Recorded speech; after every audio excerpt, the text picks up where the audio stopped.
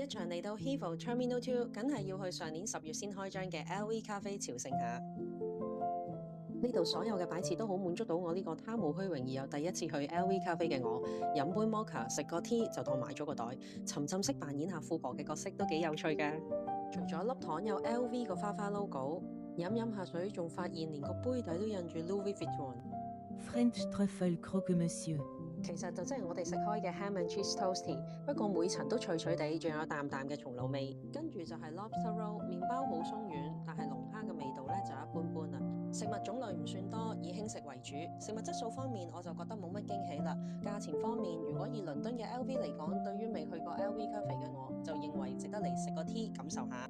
不過上菜嘅速度就真係略為慢咗少少，如果要趕搭飛機嘅朋友就要考慮下啦。總括嚟講，整體環境設施都好好，員工都好 nice。你哋去過邊間 LV cafe，感覺又係點啊？留言話我知。